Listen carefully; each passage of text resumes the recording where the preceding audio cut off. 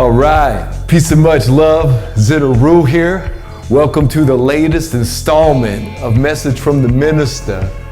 And this week's message from the Minista is own yourself.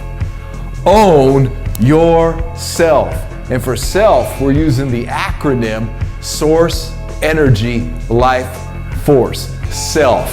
Source, Energy, Life, Force. So own your source, energy, life, force. This is about taking personal responsibility for who we are, where we're going, where we've been, and what we're doing with our lives. Not just externally, which is very important, like our actions are very important, what we perform, but also what we're doing with our lives on our inner dialogue. Who is the inner man, the inner woman? Who is that person actually becoming? I like that word person. Person, sown, that's the sound. That's your personal sound. That's the sound that we each make. And each of us as individuals, we sing our own song. We have our own unique sound frequency signature here in this space that we call Earth. And what a great place to be. I'm so glad to see each and every one of you here. This week has been really quite amazing. I've noticed this week, last week we spoke about time. If you all remember, we spoke about time last week. God's timing more specifically. And this week, I just made a random post the other night. I realized it was already the middle of March. It was like March 10th or something like that. And I was like, yo, it's already March 10th and it feels like we just entered into the year 2022. And in that, I realized just how fast time is blazing by right now. And then I noticed other people talking about experiencing that same phenomena as well. And from people who are working and going to work day in and day out and in that grind, saying that same thing. And also, artists, the free thinkers, the creative types saying the exact same thing. And I was like, yo, that's very interesting. And, this has to do with owning ourselves. This has to do with taking ownership of who we are. Now, the reason that time can feel like it's moving faster, there's two things. First of all, in the spirit, remember, the spirit exists outside of time and can look into time. So as the spirit looks into time, it can experience time differently. Remember last week when we were looking into time and God's timing, we were actually talking about how a song has dynamics. Certain songs, classical music is a really great example of this, Dun dun dun dun dun dun. Dun dun dun dun dun dun dun dun dun dun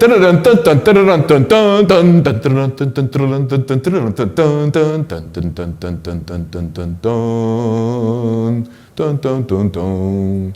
And see how it just moves through the movement of the music, the waves, the ebb and the flow of the music as it hits those highs and lows, and it speeds up and it slows down, and those different dynamics in there. Well, life is the same way. It speeds up, it slows down, it moves differently. Remember, we don't live, that colonized system is the thing to break free of. And this has to do with owning ourselves. Because if we don't own ourselves, these clowns, these so-called Illuminazis, these New World Order fanatics, these idiots really, believe that they actually own you and own our kids and own me. They're wrong, of course, but it comes to a point where people actually agree with them. And so as we bring back our ownership and we break free of their robotic timing, tick, tick, tock, tick, tick, tick, tock, and the way that time is moving, robotic, 1, 2, 3, 4, 5, 6, 7, 8, 9, 10, Monday, Tuesday, Wednesday, Thursday, Friday, Saturday, Sunday, January, February, March, April, May, June, July, August, September, October, 2021, 2022, 2023, and I'm giving actual rhythm to it. Like there's no rhythm or rhyme or reason to what they're doing. But the robotic movement, you see what I'm saying? That robotic movement, that boxy movement, that's everything that hip hop is not. That's not intelligent movement. That's actually, there's no movement in it. It's robotic in nature. It's stagnant in nature. It doesn't create a reality. But when we move into their boxes and we move in their time signatures and we move in their time zones and we believe the references that they're saying about who we are, when we accept their definitions of ourselves, we're not taking ownership of ourselves. We're allowing them to have a certain form of ownership. And since no one can actually own anybody else, it really creates this dichotomy and this illusion that we're living in this world. And I would suffice it to say, especially with anybody watching this video, this is something that you know intimately deep inside, and whether you've examined it or not, you are familiar with it. Whether it's been examined at depth and you've transversed the great questions of the universe and asked yourself, who am I? What is my purpose? Why am I here? How am I here? How did this happen? Why am I here? Why did this happen? When we start asking those deeper questions about our own nature, that's when we start taking ownership of who we are. Why? Because we are defining who we are. We've talked about this multiple times in the past. If we define who we are, nobody else gets to define who we are. And this is what hip-hop is all about. It's about refining and defining who we are. Now, part of who we are, and one of the reasons why, I've always was drawn to the I am hip-hop philosophy in the beginning is because part of who we are, regardless of what the technology is trying to do to us, we actually require human-to-human interaction and contact. Some require more of it, like socialites and people who just got to be out and about and have big families and something going on all the time. And to, the hermit up on the mountain. But in that hermit up on the mountain, he's contemplating not only his own existence, but the existence of others as well. And then from the hermit on the mountain to the super social person, there's everything and all mixed up in between. And everybody's life might even go through phases, I've been in phases where I've just been parts of a community and out and about and seeing, 20, 30 people at all times, or jobs even, or school, and those places where you're just socializing and interacting with people all the time. And I've also gotten the hermit mode too, where I was out for like a year just like living out, on a farm. It was like 6 months, but it was a full season of out on a ganja farm out in North Cali, and just, had a good solid, 4 or 5 months where I was just by myself. It was just me. And it was great either way. It was great either way. Because when we own ourselves, as hip-hop especially, I think this is where we're going to, need to go as the hip-hoppers that I'm speaking to out there, is as we own ourselves, as we take ownership of who we are, as we begin defining ourselves, we're going to have to take some alone time. And we're also going to have to interact with one another. And this is a little different because I'm speaking about, hip-hop spirituality and the philosophy of the gospel of hip-hop, and even really speaking from my own experience specifically too, is that when I was out and I was, doing that thing by myself, kind of in hermit mode, I was training myself and preparing myself and getting ready for the inevitable return back into the community, back into moving, back into touring, back into teaching, back into, hipping and hopping. And so in that time, I realized that, I'm gaining certain knowledge here, I'm getting certain wisdom here. I actually have this time to study.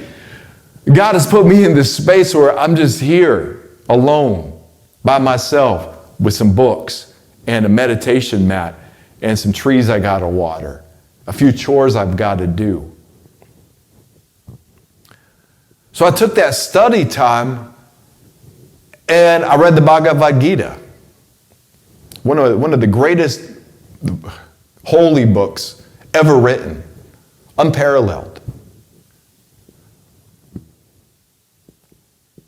And it was very interesting because that time that I found myself out in the forest. It was my idea, right? I came in with my idea that, I'm out here because I visualized this for myself. I manifested this for myself. I acknowledge God helped me. I mean, I didn't have a problem with that. But I, at that time, was really wanting that time alone and just to be out and about and nowhere. And as life would have it, things just started adding up. I ran into the right person at the right time, had a good conversation with him. He said, my brother's looking for somebody to run his garden. You got the skill set. This is what it is. So I took the opportunity, took my books out there, moved out there. And I'll tell you something, it was very different than what I thought I was going to do was to get some peace and quiet. What I didn't realize, what God was setting me up to do, was to have to face my fears, debate my doubts, my disbeliefs. Why? Because I had to know who I was. Because I didn't have nobody else to talk to. I had no phone service, no internet service.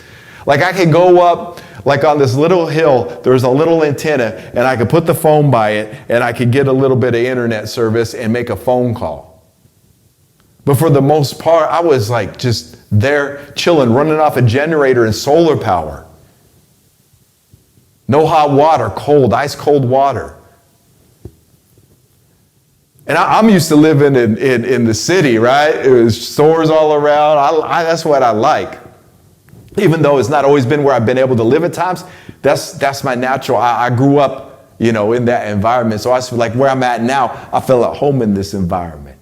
But this environment, because of the busyness for it, I didn't really ever have time to really focus on silence and myself, especially in nature, because nature will show you some things, because you will get spooked in nature. You will be out in nature and you'll be like, what was that noise? And it ain't even the animals. It's the spirits of nature. It's the ancestors. It's all this, the things that we create ourselves, our own imaginations, being out there by ourselves. And I was like, wow, this is crazy. I'm out here with all my thoughts. Every conspiracy theory I ever read, every horror movie I watched in my teenage years, every frightful thing and every doubt and insecurity and every victory and every joy and every empowerment and all of this was there, right there in front of me. And I didn't have nobody to talk to with this. I wasn't about to drive nowhere. I mean, I would get lost out there. This was dirt roads where you had to be in the daylight to know where you were going most of the time. And I remember having the copy of the Bhagavad-Gita there. And as I had read the Bhagavad-Gita before, I was like, because I want to read from the Bhagavad-Gita tonight. This is going to be a longer message from the Minista. Maybe even the longest one yet, because there's some reading that needs to get done. But this to me is an important message about own yourself. Own who you are. Take ownership of your hip hop nature. Take ownership of that.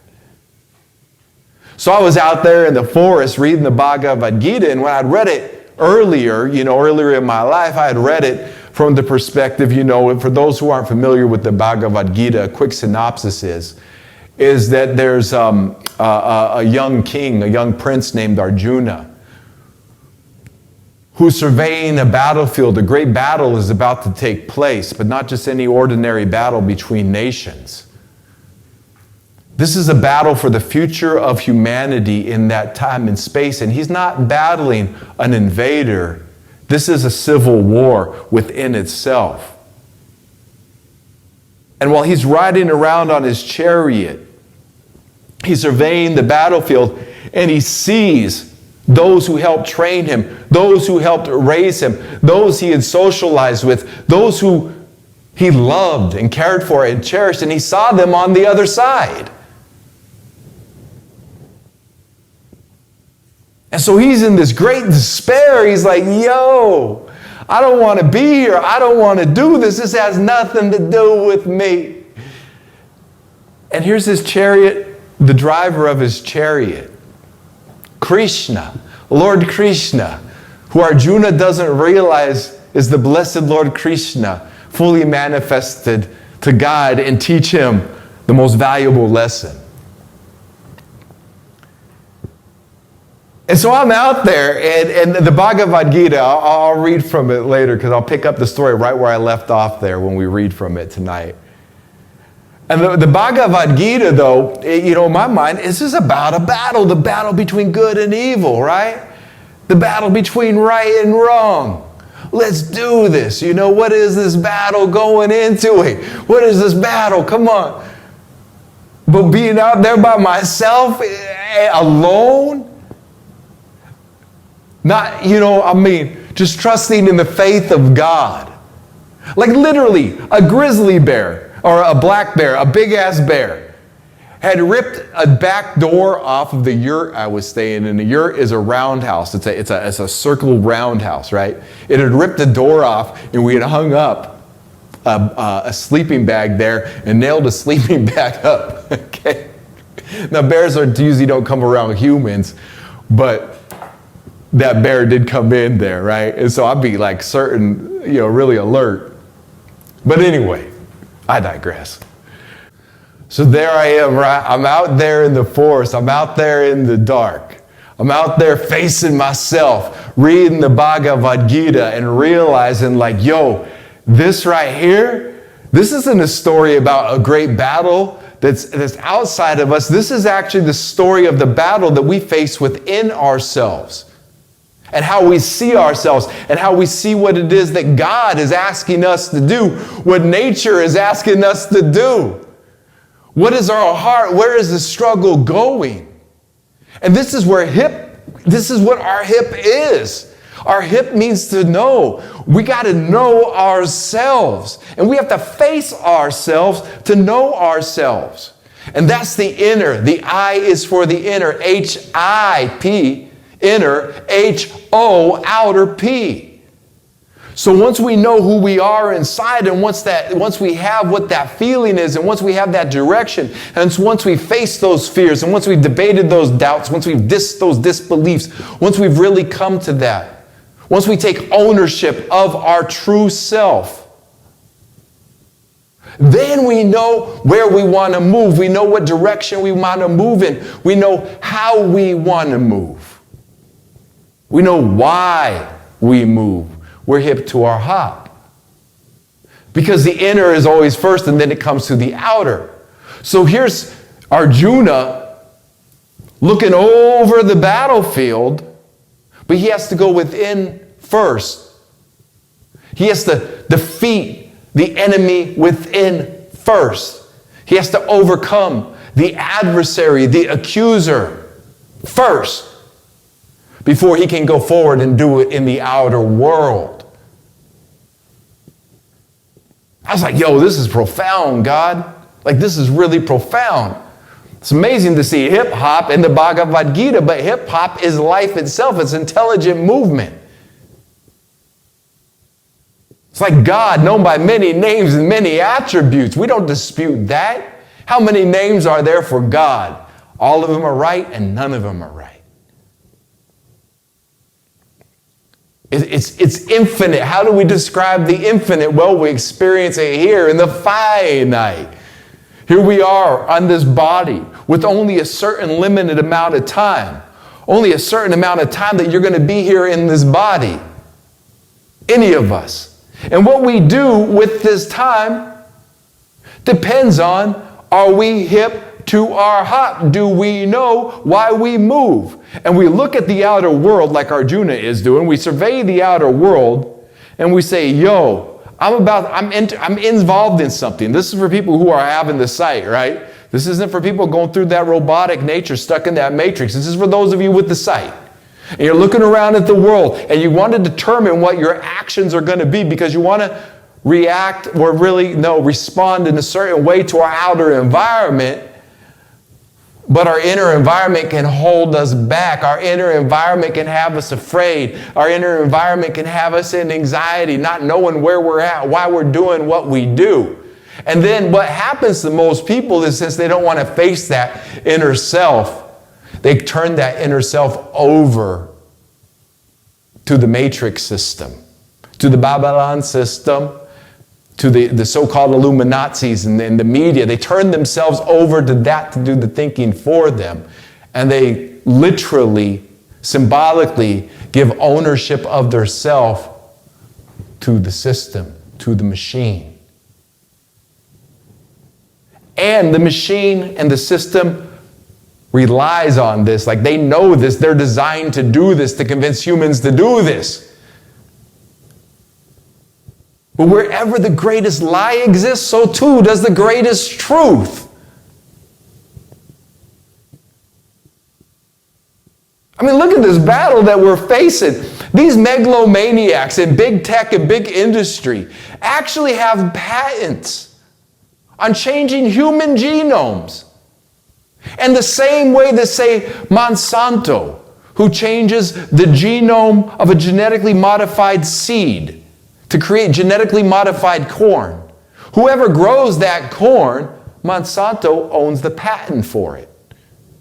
And if there's cross-pollination with Monsanto product, the field that gets cross-pollinated with Monsanto and then carries the genome from Monsanto, they say, legally has rights to that corn.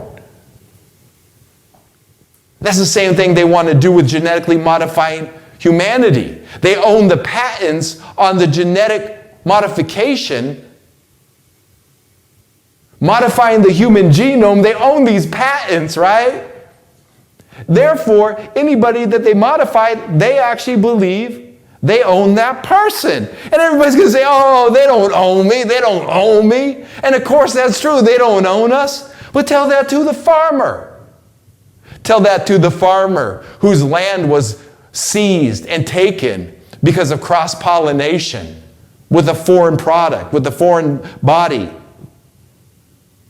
These megalomaniacs are insane, and it behooves anybody seeking the truth of the times that we are living in to just face it and don't be a coward, because that's what we're going to read about tonight. In the Gospel of Hip-Hop and the Bhagavad-Gita. Everybody running around afraid of what? Well, there's some people doing some shit that's evil that needs to be called out, but you don't need to be afraid of it. And this is what's missing. So many people are so afraid of it, and they don't know their own power.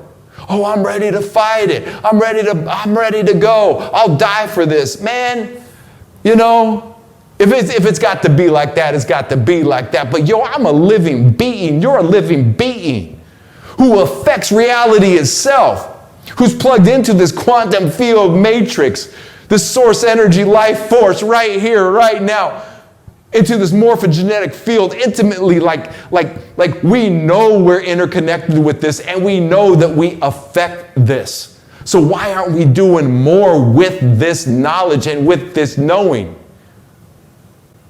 I know I'm doing it. I know there's a few others, a very few others. And not a few, but that I know personally, right?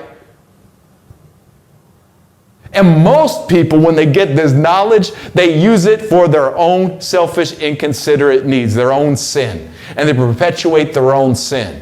And at the top of the Illuminati, those so-called elite, they know this. And they know that they're doing this. And they know that they're misusing the metaphysics and the techniques.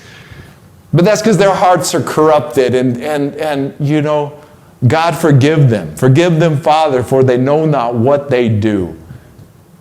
And you got to look at your brothers and sisters at times and the nuts that you're surrounded by and just be like, yo, forgive them, for they know not what they do. They don't see. But those of us who do see, those of us who do realize whoa, we're interacting with this morphogenetic field, we'll start waking up, and then we'll start having more and more of those of us waking up. And then we just become the predominant sound, vibrational frequency force that God is resounding through. God sends the sound forth. The more of us resonate with that, with God's sound, the more this whole thing gets made back into God's image and likeness. They're not the devil's. But remember this too. Remember this too. There are not two powers. There is only one power, God. And all the work that these clowns are doing, all that work that they're doing, and even the clownship that goes on in your day-to-day life from those around you that you love and care about or don't care about, but they're in your environment all the time, those clowns too, they're still doing the will of God. There's still an ultimate reason and purpose that God is allowing it to happen. So that's where we ask ourselves, why is God allowing this to happen in my life? What does this mean to me? What is God's actual message? What is God saying? Can I be hip to God's hop? Once we're hip to God's hop, let's move. Or once we start hopping to God's hip, oh yeah, God's hip, then we hop.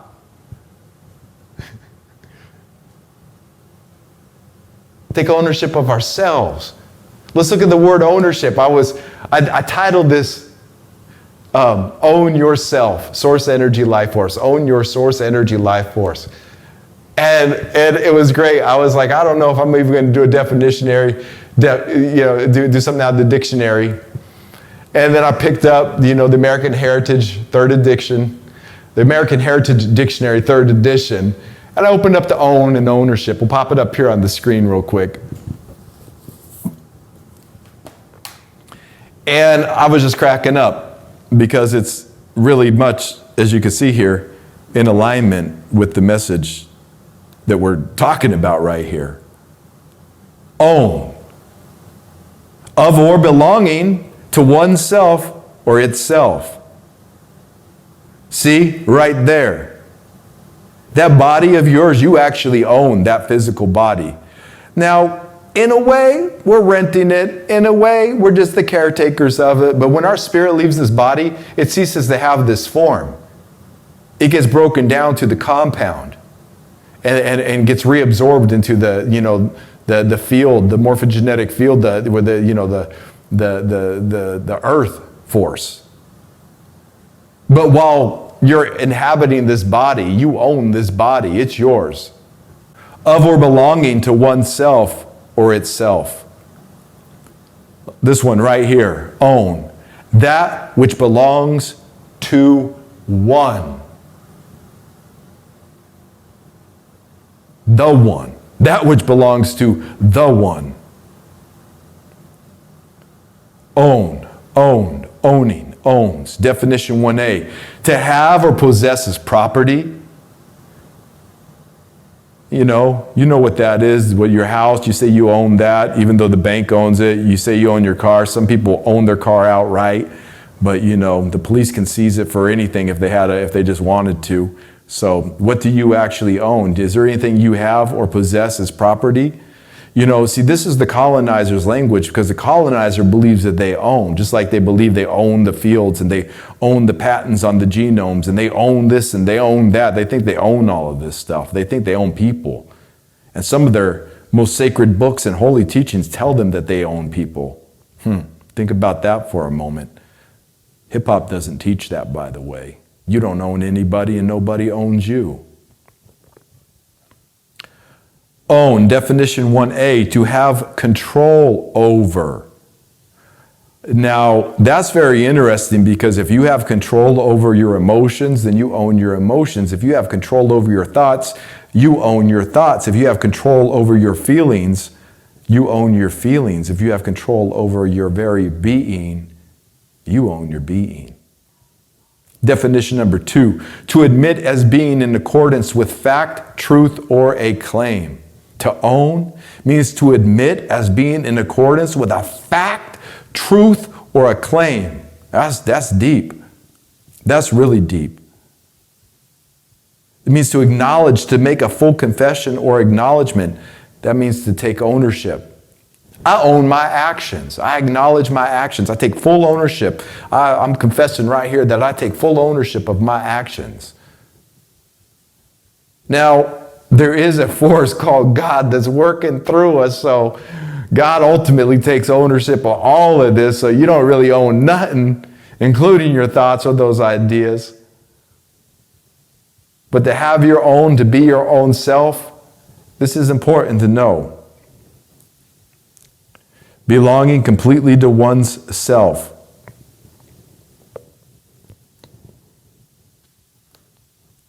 by one's own efforts. Responsible for oneself. This is the ownership that we're really talking about right here. This perform responsibility, to be responsible for oneself, independent of outside help or control. Now, I'm not really into the independence of outside help, because you can own yourself and be getting outside help all the time.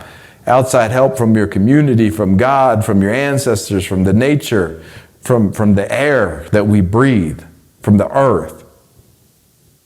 Ownership, the state or fact of being an owner, legal right to the possession of a thing. See that ownership right there? This is why I say own yourself.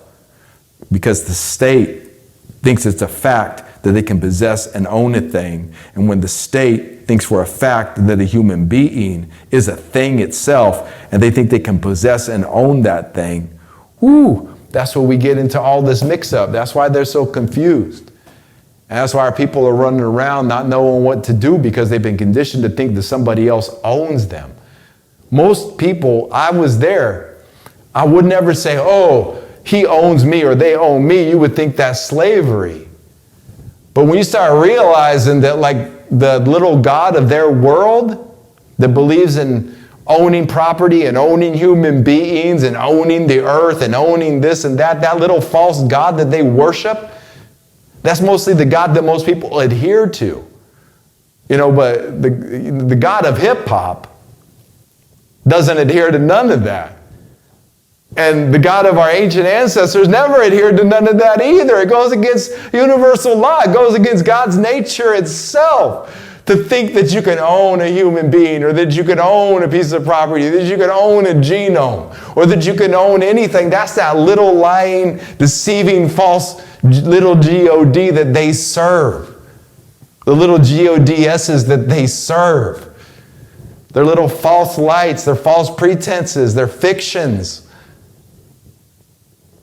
You know? Because their little God says no human has a right to anything unless they say so. Where's the freedom there? Can you just move and live on earth where you want to move and live on earth? There's no freedom there. Do you want to just live outside of the system? Then you have to have somebody give you land, buy land, or you got to live illegally on some land, somewhere. It's like truly a prison planet when you think about it according to them. According to them. According to God, which is where we're really getting this to take ownership of self, is because God has given you ownership of yourself. It's called free will. And that free will comes with some contradictory things, because, that world that they're peddling, that comfortable debt slavery, that job slavery where people just live and work their whole life away and never get to discover who they are or why they're here, it's enticing. It's enticing, right? Because they've switched time for money. Instead of the conversation being about our time, it becomes about our quote-unquote money. How many people actually, how many times do you ever ask this when you're looking at a car, right? Let's say a car is a huge expense, a nice car, an expensive car, the newest car, the latest car, even the latest used new car. And you sit there and you look, oh man, yeah, that car is $35,000. And I make $35 an hour, $35,000. I could have that car paid off in 7 years. Here's my budget. Here's this. This is the money that I'm spending. But no, it's not the money that we're spending. It's the time that's being spent.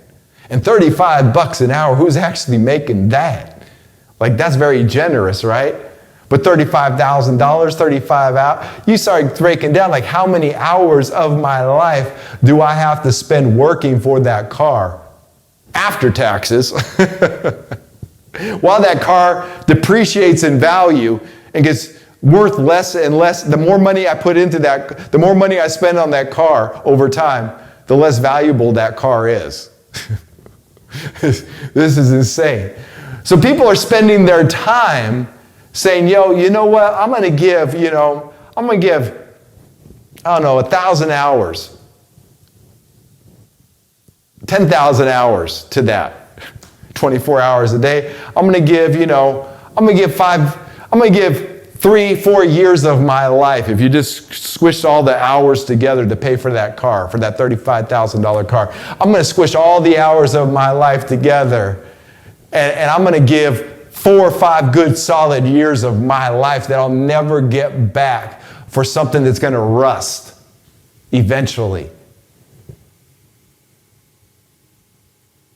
And the house the same way, and everything, even down to our food that we eat. How many hours of my life is this meal going to cost me?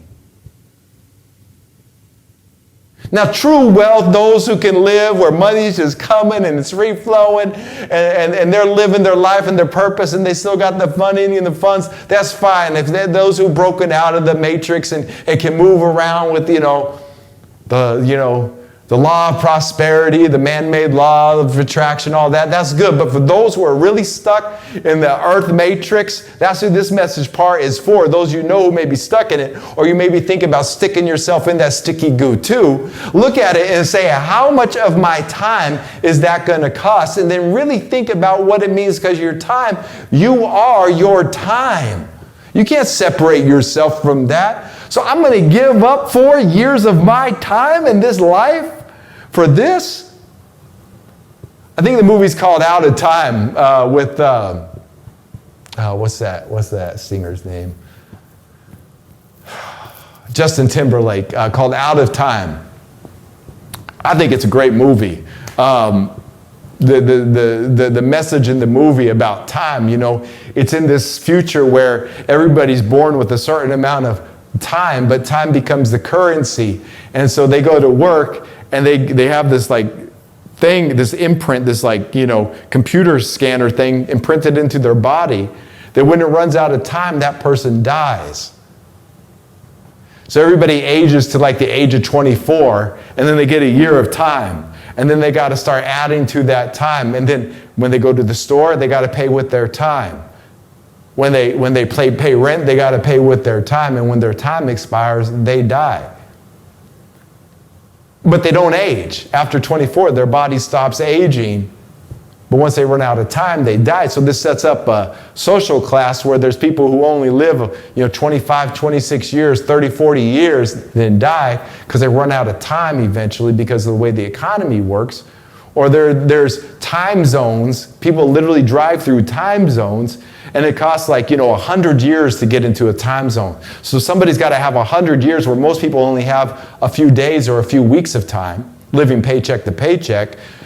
Just to get into the next level up, they've got to give 100 years, 1,000 years, to where these people are walking around with 10,000 years or, limitless time, and they've been alive for 1,000 years or 100 years, but they haven't aged.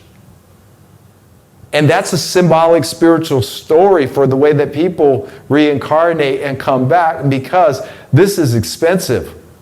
Our time is very expensive, because time is so valuable. It's just moving forward. And you have less time here on earth than you did yesterday. You have less time on earth than you did when you started watching this video. And I appreciate you watching this video, because I hope that the message is that you take yourself and your time more seriously, and you begin to take ownership of yourself. And what is yourself? Take ownership of that time that you have. Giving it to other people for who knows what. I'm not saying this is easy either. This is not an easy path. This is not easy to escape. But you might be surprised how God takes care of you. You might be surprised who God has put in your corner. You might be surprised where God ends up putting you. Let's read. I'm going to read from the Bhagavad-Gita first. This is going to be quite a longer reading tonight. And I want to take that time that we're investing seriously. So this doesn't have to be all watched at one time. But to take ownership of yourself, you got to know what's happening here in the Bhagavad-Gita. You've got to hear what Arjuna is being told. You got to hear what Lord Krishna is saying to Arjuna about our existence. Because remember, as I was saying earlier, when we become hip to ourselves, when we go within ourselves, when we take that time to find out who we are, when we face that internal battle, and then, then we know why we move and we get ready to move forward. While we're reading this with, about Krishna and Arjuna, realize this is the internal battle that you're probably facing on some level right now. And that this battle is really a battle for your soul. And you have to take ownership. We all have to take ownership, which is actually responsibility for who we are and what we're about. And Krishna, his ultimate message to Arjuna, you'll see, is responsibility. Arjuna's ability to respond. Because remember, Arjuna is out there surveying the battlefield of a great civil war between his family is fighting amongst itself. These families that he's come to know and love, that they're intimately involved with, has to face each other in this battle. And so before Arjuna can reach and find that space in that battle to fight for good, which is what Krishna is showing him, Arjuna, I'm with you. I am God. I am with you. You need to defeat the evil that's coming at you in this war. So first, Arjuna had to defeat the evil that was coming at him from himself. Let's read. We're reading from Bhagavad-Gita, the New Translation, the Stephen Mitchell translation. I really suggest this one. His scholarship was thorough, but the spirit, more importantly, that Stephen Mitchell was in when he translated this is just phenomenal. All right, I'll put it up here on the screen. And what this is called, this chapter, chapter 2, is called the practice of yoga. I love Minista G. Simone's acronym for yoga. You offer God access. Yoga. You offer God access. And like everything here in the United States of America, the word yoga, just like the word Zen or even hip hop, has been so put into this little box that people think yoga is just stretching. And yoga is a way of life. It's a perception. Yoga is, when you hear me talk about Zen as a way of life, or even hip hop as a way of life, yoga is a way of life. It's a lifestyle. So it's not just stretching, It's not just these yoga poses. It's a lifestyle. It's a philosophy. It's a way to eat. It's a way to breathe. It's a way to think. It's a way to see. It's a way of being. Just like Zen. It's been changed around to all these, this commercialized concept. So when this is talking about the practice of yoga, this is talking about the complete lifestyle and the sight that Arjuna needs to see the world with.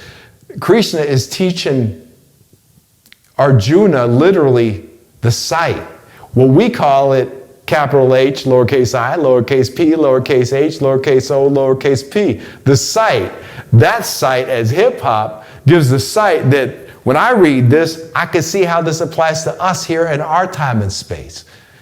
So as we're reading this, realize that this internal battle about knowing ourselves is what Arjuna is going through.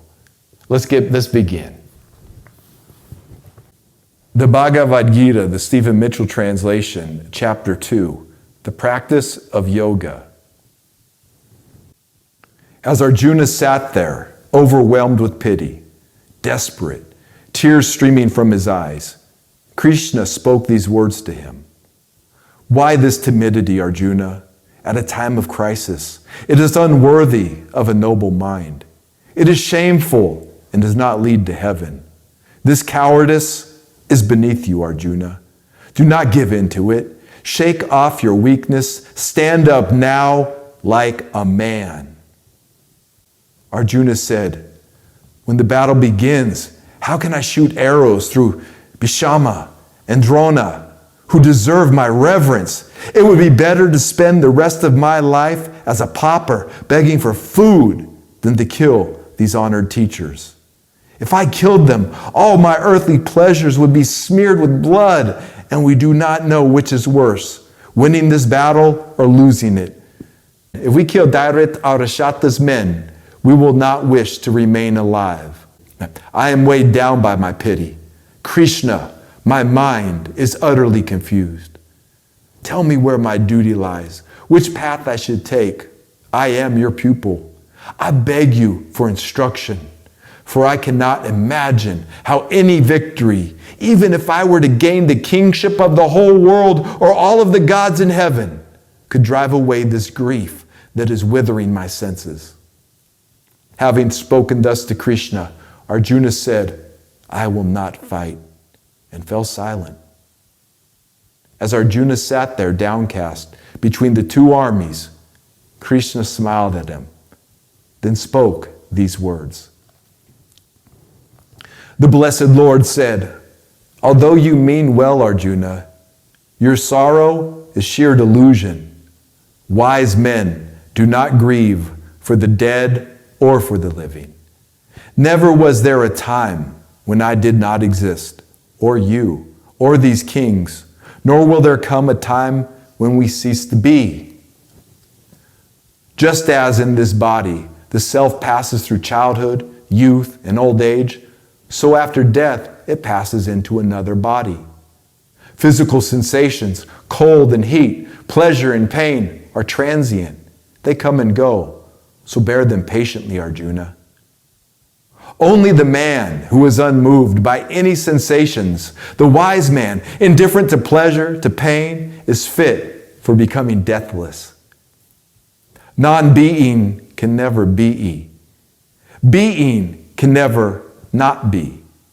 Both these statements are obvious to those who have seen the truth. The presence that pervades the universe is imperishable, unchanging, beyond both is and is not. How could it ever vanish?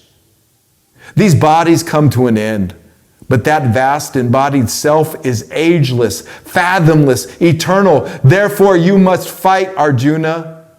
Now see here, my nobility, own yourself. These bodies come to an end, but that vast embodied self is ageless, fathomless, eternal. Therefore, you must fight, Arjuna. If you think that this self can kill or think that it can be killed, you do not well understand reality's subtle ways. It never was born, coming to be. It will never not be. Birthless, primordial. It does not die when the body dies.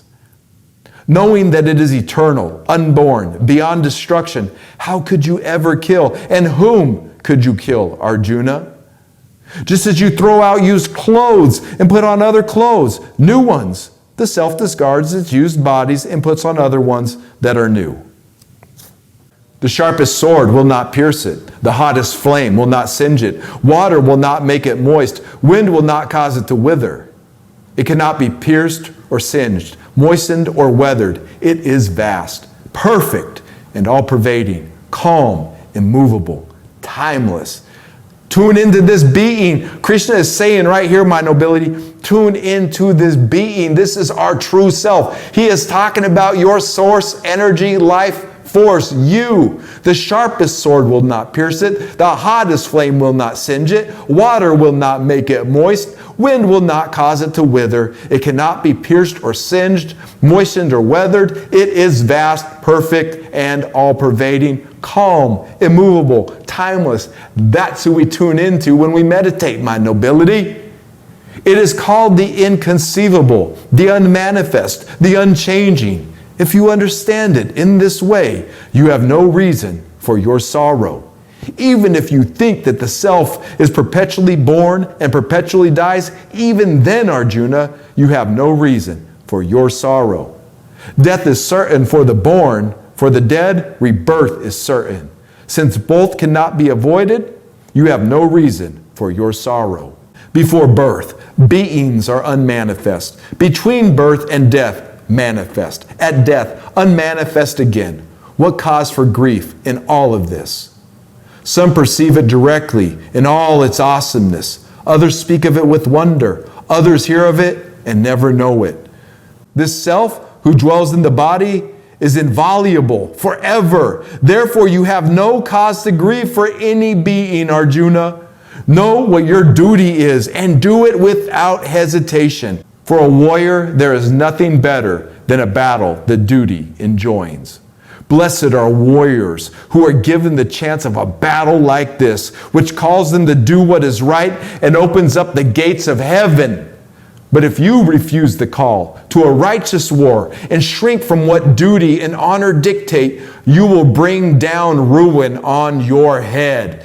Decent men for all time will talk about your disgrace, and disgrace for a man of honor is a fate far worse than death. Yo, I'm thinking right here. Think about Judas. Think about Judas. Judas refused the call of the Christ and followed the call of the world and sold out his brother, his teacher, his mentor. He sold out Jesus. Why? Because he refused the call of the Christ, the Christos. You see the word Krishna? There are no mistakes, my nobility. But if you refuse the call to a righteous war and shrink from what duty and honor dictate, you will bring down ruin on your head. And decent men for all time will talk about your disgrace. And disgrace for a man of honor is a fate far worse than death. These great heroes will think that fear has driven you from battle. And those who once esteemed you will think of you with contempt. And your enemies will sneer and mock you. The mighty Arjuna, the brave man, he slunk from the field like a dog. What deeper shame could there be? If you are killed, you gain heaven. Triumph, and you gain the earth. Therefore, stand up, Arjuna. Steady your mind to fight. Indifferent to gain or loss, to victory or defeat. Prepare yourself for the battle and do not succumb to sin. This is philosophy's wisdom. Now hear the wisdom of yoga. Armed with this understanding, you will shatter your karmic bonds. On this path, no effort is wasted. No gain is ever reversed. Even a little of this practice will shelter you from great sorrow. Resolute understanding is single-pointed, Arjuna, but the thoughts of the irresolute are many-branched and endless. Now check this one out too, my nobility. Here we go. Foolish men talk of religion in cheap, sentimental words, leaning on the scriptures. God speaks here and speaks here alone. Driven by desire for pleasure and power, caught up in ritual, they strive to gain heaven, but rebirth is only the result of their striving. They are lured by their own desires, besotted by the scriptures' words. Their minds have not been made clear by the practice of meditation. The scriptures dwell in duality. Be beyond all opposites, Arjuna, anchored in the real and the free from all thoughts of wealth and comfort. This is my favorite. This is my favorite quote. As unnecessary as a well is to a village on the banks of a river, so unnecessary are all scriptures to someone who has seen the truth.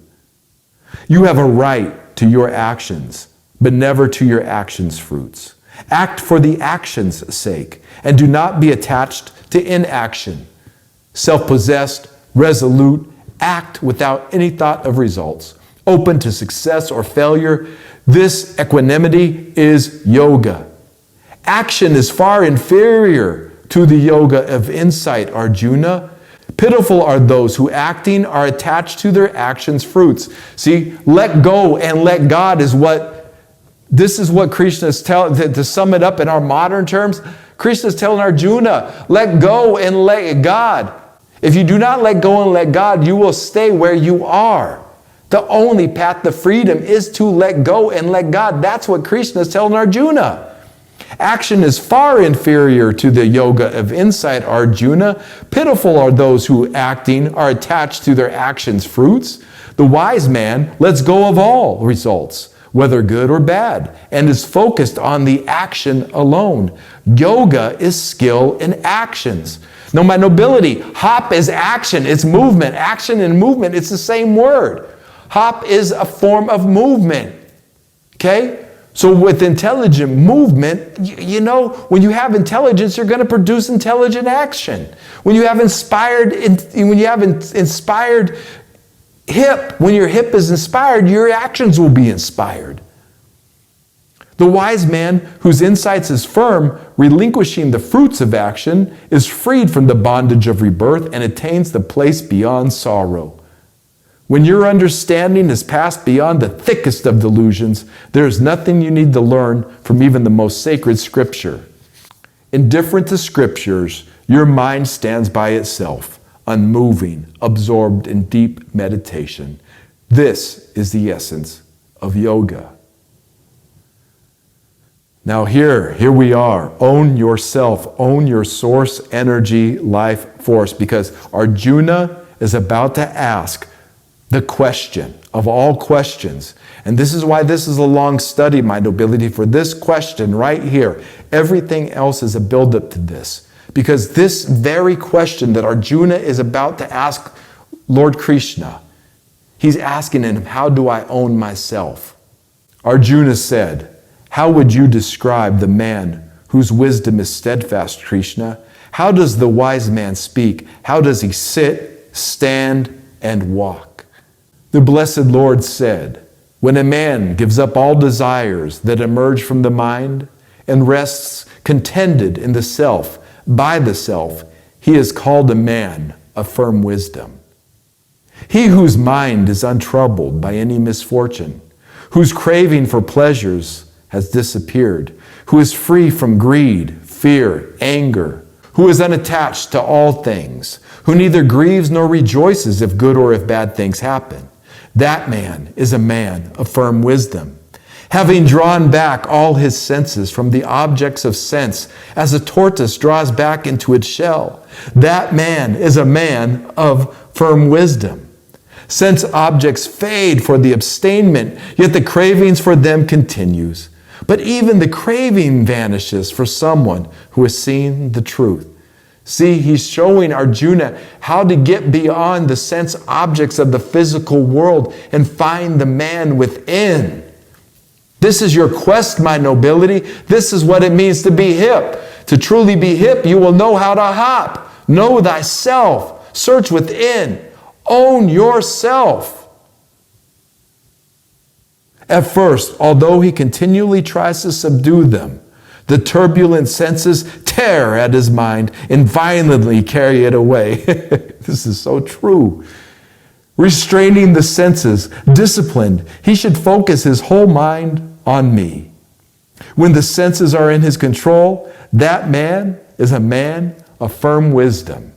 If a man keeps dwelling on sense objects, attachment to them arises. From attachment, desire flares up. From desire, anger is born. From anger, confusion follows. From confusion, weakness of memory, weak understanding, ruin. But the man who is self-controlled, who meets the objects of the senses with neither craving nor aversion, will attain serenity at last. In serenity, all his sorrows disappear at once, forever. When his heart has become serene, his understanding is steadfast. The undisciplined have no wisdom, no one-pointed concentration. With no concentration, no peace. With no peace, where can joy be? When the mind constantly runs after the wandering senses, it drives away wisdom like the wind blowing a ship off course.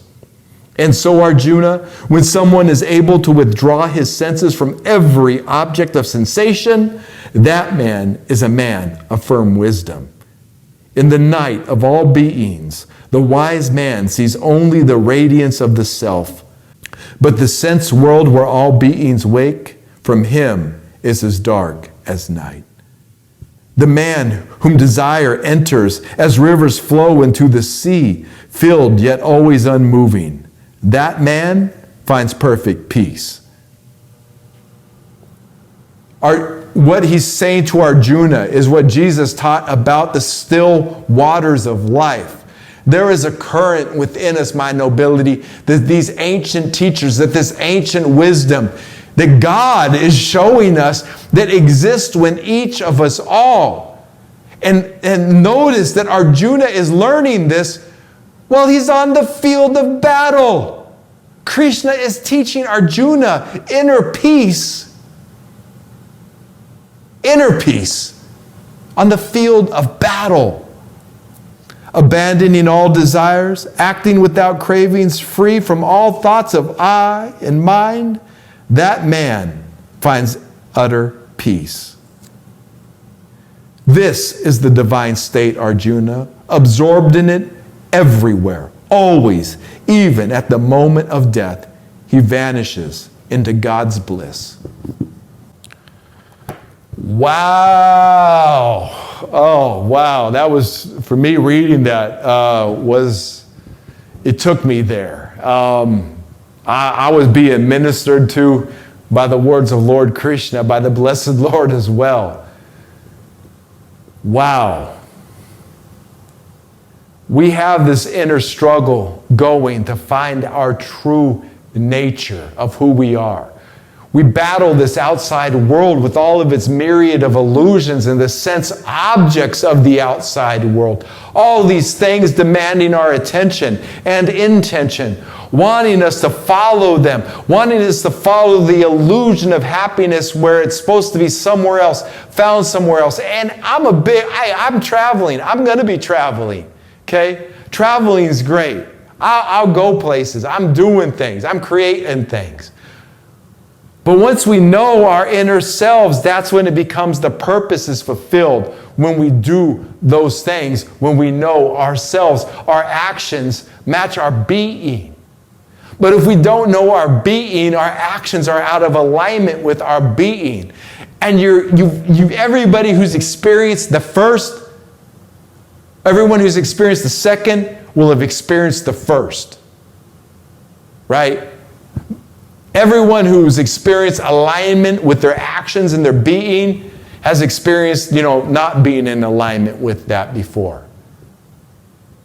So anybody who's out there who has never really experienced like the fullness of your actions and intentions aligning with your being, everybody, just like Arjuna, was there just like you. So you're in good company. You're in good company. We're all in good company being in the company of Arjuna and Krishna, right? Because the higher self is there with you now. God is with you right now, showing you and teaching you right now. And that enlightenment was when soldiers, this enlightenment for this culture, for these people that the Bhagavad-Gita was written to and brought forward to. We're talking about a time when there's armies battling each other. Like Arjuna's got a sword, a spear, a bow, an arrow, and he's ready to go. And God is telling him, be ready. Just be unattached to all of that. You got to do this. He goes on further in the book. You should get the book and read the whole book. He gets on further to say, you have to defeat evil, because if you don't defeat this evil now, Arjuna, this evil will devour the earth and you'll be responsible. And remember, Krishna is telling Arjuna, if you run away from your purpose, if you run away from your being, the future's laughing at you. The future's laughing at you. If you betray your being, the future's laughing at you right now. If you betray while you are here, your ancestors hold you in contempt. That's how serious this is. Own yourself and embrace the seriousness of that. I hope that this is stirring something in you. And it may not always feel good to have these emotions stirred, because you may have been ignoring yourself for too long. And so you start feeling uncomfortable, and you might be thinking, I should turn this off now, and Zin, no. I'm thinking about going out and getting some fast food right now. I want to feed my stomach's cravings. I know how the matrix works, my nobility. This enlightenment, this sight that you're seeing with now, these feelings that you're feeling, the matrix is aware of it. This outer thing is sensing it right now. And it's going to offer its temptations. Why? Because in some way it wants you to recycle again and again. That's the message of Krishna. That's the message of Krishna to Arjuna, is that, like, if you don't see this, most people just keep recycling and recycling again and again, being reborn again and again. But those who see this get out of the like Thoth. Thoth saw it, broke free of the matrix, and decided when he would reincarnate. Krishna, right? Same being, same guy. Christ decides when Christ is going to reincarnate and come back to earth. The Christ does that. In those of us who have the Christ, the Christos, the Charas. If you got that, you got a huge responsibility on your shoulders. And the longer you avoid it, the heavier it's going to get. The longer you avoid it, the worse it's going to get. The darker it's going to get. Because the universe has to get your attention somehow, some way. And if you're younger, get on that purpose now. Get on this vibrational frequency now. Start owning yourself now. Because chances are your parents don't own themselves. They didn't teach you how to own yourself or to take ownership of yourself. Chances are most people in your environment aren't going to understand when you start taking ownership of yourself. Because that other world out there that you're battling, that you're familiar with, you know it. It wants to possess your soul, not the people, but that system, that matrix, the Babylon system, the New World Order, all that, blah, blah, blah. It wants to take your soul. It wants the ownership of your soul, your source energy, life force, yourself. But God comes along and is like, yo, Arjuna, wake up. There is a stream of living being within you that just knows everything else is an illusion to this being. And once this being is tapped into, once you know your source energy, life force, all of a sudden you become the yoga, you become the hip-hopper. Let's bring this back to hip-hop. You become the hip-hopper once you know your true self. That source energy, life force, you know the hip-hopper. You become hip. I know myself, so I know how to move myself. And God is right here with us, showing us, teaching us, guiding our direction. The great oneness deity, the great event is here with us, showing us how to hip-hop around, how to know ourselves around. But we got to take that time to tune into that self. Don't waste your time. 10 people who want to spend time meditating and breaking free of the matrix. There could be 10 people listening to this right now who have 10 different apartments, houses, or rooms or spaces that they're renting right now. All 10 of them could get like a bigger house with a big yard, rent that space, and pay a fraction of what you're doing separately. Pay a little fraction to where the money you're only responsible for a few $100 a month instead of a few $1,000s a month. With kids, it makes it more difficult, but it can be done. Are you putting limits on God? When it comes to your freedom, are you putting limits on God? Because a lot of people put limits on God. They're like, it's too expensive. God can't afford that. God ain't thinking about the money. God's thinking about your time. God's thinking about your life. God's thinking about the experience. So 10 people moved into that house and shared that house even for a few years, a couple years, even 6 months to find themselves and have that meditation time and that freedom time. They would come out of that experience in such a profound way that their life would be changed forever. Your life would be changed forever. I know it was for me. God just stuck me in that little spot where I was there, upkeeping the land. But it didn't require a lot of hours of upkeep. I didn't make a lot of money. I didn't need a lot of money. There was a little garden there. I was getting these big, fresh heirloom tomatoes, had some basil, got enough work to have some groceries, and I just ate good food, drank a lot of good spring water and meditated. God put me there. But if I didn't walk in my faith, like the guy me, okay, this is the personal side of it. The guy me, when I was younger, when I was like 25, 26, let's say when I was 30 and I had the 3 kids and the house and the job and that. And look, full disclosure, right? Like God took all that away from me. I don't have that no more. I tried to hold on to it too. I was like, don't go. I got to stop this from happening. It was against my will that this even happened, right? So God's will may be going to get your will, your will. You want your will to align with God's will, and God's will may be different than your will. And it's important that you learn that. It's important that we learn that. So like, it was important for me to say, oh, wait, if I'm going to lose my family, I got to change my ways, and I'm not going to lose my family. Let me hold on to this, right? But it was getting pulled away from me, and there was nothing I could do about it. It broke my will down to where I had no choice but to sit before God's will and be, okay, God, what is your will? Why is this happening? And then eventually just found myself out there by myself. God stuck me out there in the dark, in the loneliness, face to face with everything. Your deepest fears, you'll come to face those deepest fears. And I know that this may be going out to just 1 or 2 out there who may ever reach this level of insight or this level of being, because this ain't for everybody. But like we said at the beginning, from the hermit to the person who's super social, there's lessons for all of us. There's experience for all of us. There's all these different layers in there. You don't got to lose your family like I did. That's part of my karma. That's part of my lesson here on earth. That's part of God breaking the illusion for me.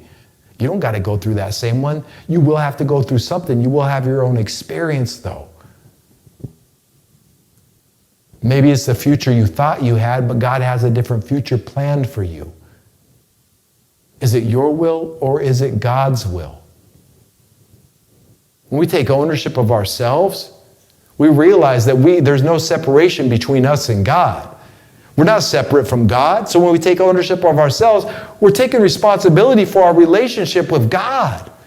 And our responsibility with God, that's what happens when we take ownership of ourselves. We become more accountable.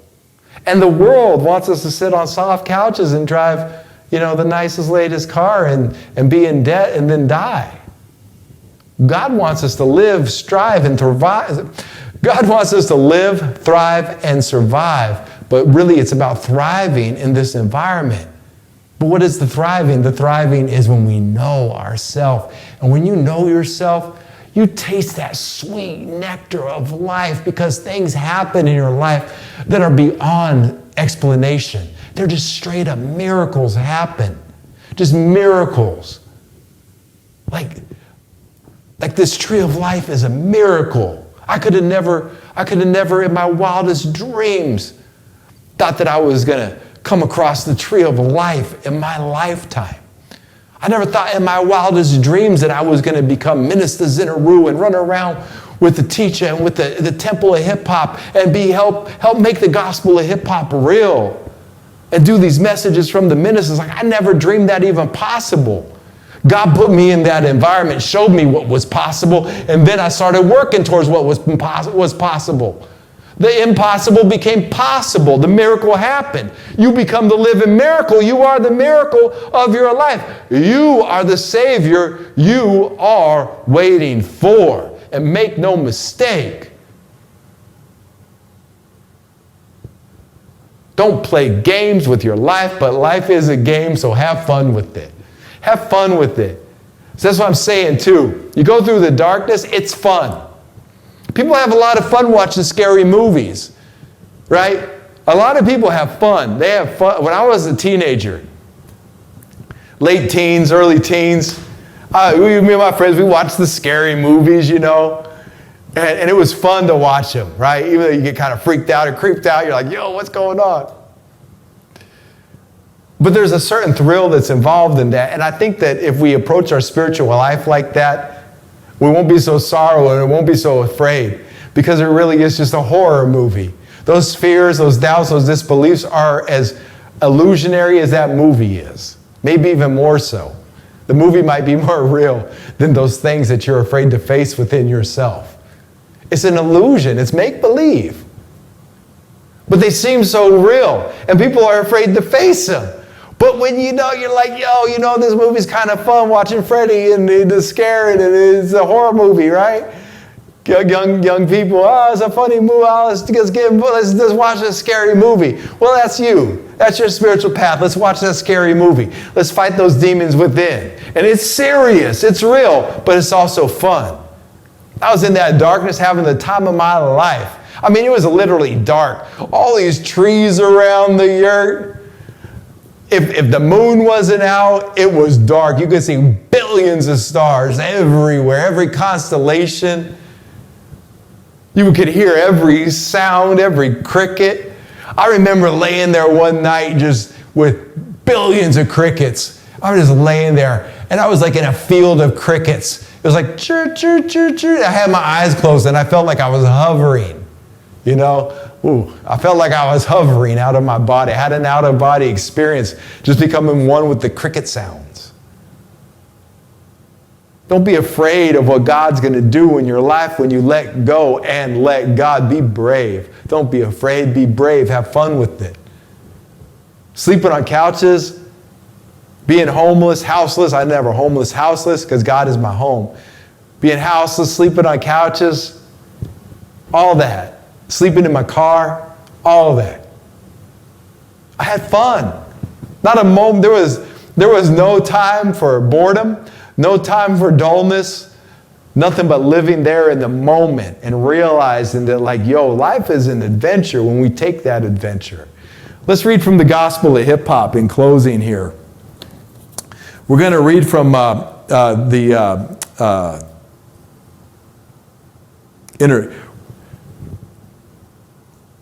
here we go. Page 287. We're going to be reading from the Fifth Overstanding, the Inner City in the Gospel of Hip Hop. So I'm going to put it up here on the screen.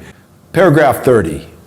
The only difference between a demo recording and a master recording is your interpretation of what has been recorded.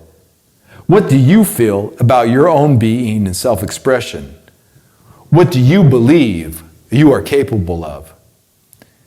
And this is for you right here, my nobility.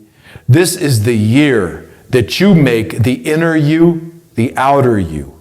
For your own survival, you must believe more in your inner reality than in your outer circumstances. You are clearly the light of your world, the savior of your home, the teacher of your neighborhood. Even when you don't see how you can help, your very involvement or attention towards others creates solutions that didn't exist before. And this is the challenge. You are a healer by nature. However, it is not your intellect that heals. It is your loving presence, your time, your attention, your care that heals. You're wanting to comfort another, to selflessly give attention to what someone else is going through, to help others along their way and realize their goals. These acts shall rise you up and actualize your own purpose successfully because blessings come through you, not to you. Blessings come through you, my nobility, not to you. Let those blessings come through you. The more you are giving, the more you shall be receiving. The more love and care, the more you will be loved and cared for. The more peace you provide to others, the more peace God shall provide to you. But remember, cats are cats by nature, and dogs are dogs by nature. Those who seek certain professions and fields of life do so out of their very nature, and so it is with you. Your thirst for truth is evidence of your nature. Use it. Your ability to care for others unconditionally is evidence of your true nature. Use it. Your yearning for the presence of God is evidence as to what your true nature really is. Use it. Your only challenge is doubt. Therefore, your only strength is faith. Believe in yourself. Be and live in your inner self. You have help in places you have not even touched upon yet. Search yourself. You are not alone. You have a divine power that only you can express for others. For if you do not express your divinity, the people of your world suffer. Remember, if you go to a person that you believe is a doctor and that person refuses to heal you, you suffer. If you go to a person that you believe is an attorney and that person refuses to defend or argue for your rights, you suffer. The point is that people are suffering today because many divine people simply don't believe that they are divine and capable of divine work. The activity of the world overwhelms them. For divine people like you, there's nothing special about yourself or your life circumstances. For you, little miracles happen often, but they are normal to you, so you don't celebrate your divinity. Plus, many divine people keep their divinity to themselves or turn their spiritual light down so that others are not uncomfortable around them. It's time for all of this to change. It's time for God's people to stand up. Evil and suffering occurs in the world when divine people ignore their divinity, their responsibilities. Others cannot do what we can do. That's why it is not being done. We must get to work quickly. You are the savior of your world. You have a tremendous responsibility to promote health, love, awareness, and wealth to your people with your hip-hop existence and activity in the world. Acts of kindness and assistance, acts of mercy and forgiveness, disattachment from the material world, mentoring, charity, trustworthiness, commitment, responsibility, etc. are all acts of holiness, and each act strengthens and proves your own divinity. All of it I am. All of it I am. It's so important for us to know who we are. And we got to take ownership of who we are. Own yourself. Own your source, energy, life, force. Others can't do what we can do. Our very presence can help heal. Our very nature can bring peace to a situation. Like I said in the beginning, our very being interacts with the morphogenetic field and changes it. God can speak through you to change the world forever. History. This man did it. This man did it. This man did it. This man did it. These men did it. There's examples of them doing it and countless examples of people whose names have long been forgotten, but who are remembered by family members, or their wave frequency just carries on that love. They're ancestors now. They're the angels, the angels to God.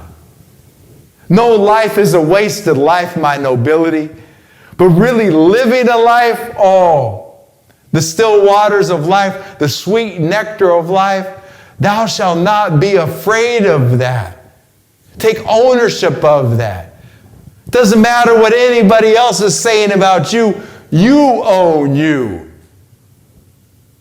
God owns you. If there's such a thing as ownership at that level, which there's not. At God level, it all just is. It's all just being. But when we take ownership and we take responsibility of our actions, that's when we become men and women. That's when we become, the God force, the God nature in our environment. That's when real maturity happens. I don't know. I don't have a lot of conversations with anybody. If you ain't talking hip-hopia, if you ain't talking God and the enlightenment, like what time is there for conversation? I'm there to help and assist, and I have all kinds of conversations throughout the week. But when it really gets to it, like, I can't talk to people who consider themselves grown men if they can't talk about building their own city. How can you be a grown man in this world and think of anything else but us building our own city if you haven't seen everything in the last, if every illusion that somebody had in the system and belief in the media and belief in the government, if that hasn't crashed down for those people, I don't know what to say. I don't know what to say. They're stuck in the illusion, and they're where they are because of who they are. But for those of us who've broken free of the media, broken free of that, then it comes to the point where you got to break free of your own selfish, inconsiderate needs to really live the life that God calls for you. Religious people go all the way at time. People can read the scriptures and quote the gospel of hip-hop and be living a whole self-centered life. People can quote the gospel of hip-hop, quote Jesus, quote Moses, quote Buddha, quote Bruce Lee, quote Bob Marley, quote Martin Luther King. People can quote those men all the time and still be living a life contradictory to what they were teaching. You meet people, so-called spiritual people all the time living very selfish lives, only doing what they want for themselves and what will get them ahead. And they'll deceive and lie and cheat and steal and do all kinds of deceptive things to get that life in the name of God. So be mindful. That's why it comes to self. Where are you with God? What about you and your relationship with God? Are you taking ownership of that? Doesn't belong to no priest, no minister, no teacher, no nothing. You are responsible for yourself, for your source energy, life force. Don't play games with this. Too many games. Everybody wants to play, and life is a game, like I said. But in life being a game, don't be stupid with yourself. Everybody wants to just be stupid with themselves and act like stupidity is going to get them ahead, because in the Matrix world, stupidity does get people ahead. The dumbness we see on television, the dumb way that these actors and entertainers act, just the stupidity. Like think about MTV in the 2000s and the 90s, just the utter stupidity of what people were doing. Entire shows just devoted to people's stupidity, called Jackass. Just guys being stupid. Maybe it's entertaining to some. I never thought it was entertaining. That's just me. I ain't judging nobody. If you got to chuckle about those clowns, fine. But really what MTV was promoting at that time is grown men being stupid. Because they want to make people stupid. They want to make men and women stupid. Make people stupid and technology smart. Dumbing down the population while technology getting smarter, while people are getting dumber. And the dumbest people can be intellectually sharp, know how to work the stock market, know how to do investments, I ain't dissing nobody doing that. If that's you fine. But you'll find the most intelligent people who can do all this in the world are some of the dumbest when it comes to spirituality. True intelligence is coming and finding out, why am I here? Why did I happen? What is my purpose? Why do I exist? Why do I ask these questions? Because I want to take ownership of myself. I want to know who I am. I want to know why I'm here. And so should you, my nobility. You wouldn't be even watching this, especially this far into the video, if you didn't have these questions burning in your soul fire. So rise up, my nobility. Now is the time. Go forward in this week. Health, love, awareness, wealth, peace, prosperity. Peace, love, unity, and safely having fun. Go forward this week, hip to your hop. I am hip hop. You are hip hop. We are hip hop. And there it is. Hip!